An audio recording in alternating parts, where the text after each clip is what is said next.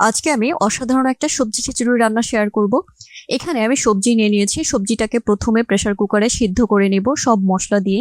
এখানে সবজি যা যা নিয়েছি আমি, মিষ্টি কুমড়া, তারপরে বরবটি, ঢেঁড়স, পেঁপে, গাজর, টমেটো, আলু, আরো অন্যান্য সবজি আছে এখানে। এই পর্যায়ে আমি প্রেসার কুকারের মধ্যে নিয়ে নিয়েছি, আর এখানে দিয়ে দিচ্ছি আমি রসুন কুচি। এই তো এখানে অর্ধেকটা পরিমাণ রসুন ছিল, সেই রসুনটাকে কুচি করে দিয়েছি। এবার কাঁচামরিচ কুচি দিয়ে দিচ্ছি এখানে। এবার পেঁয়াজ কুচি দিয়ে দিচ্ছি, তারপরে আমি এখানে দিয়ে দিচ্ছি জিরার গুঁড়া। এরপরে দিয়ে দিচ্ছি হলুদের গুঁড়া, ধনিয়ার গুঁড়া, সব মশলা এখানে আমি দিয়ে দিয়েছি। এবার এখানে একটু বিট লবণ দিয়েছি আমি। এবার দিয়ে দিচ্ছি সাদা লবণ। সব মশলা দিয়ে দিয়েছি, তেল দিয়ে দিয়েছি সব শেষে। এবার খুব ভালোভাবে মাখিয়ে তারপরে আমি সবজিটাকে বসিয়ে দেবো। এবার একটু সামান্য পরিমাণ পানি দিয়ে দিয়েছি প্রেসার কুকারে বসানোর জন্য। এবার ঢাকনা দিয়ে ঢেকে তারপরে হচ্ছে 2টা সিটি দিয়ে নিব। 2টা সিটি দিলেই সবজিটা অনেকটা সিদ্ধ হয়ে আসবে।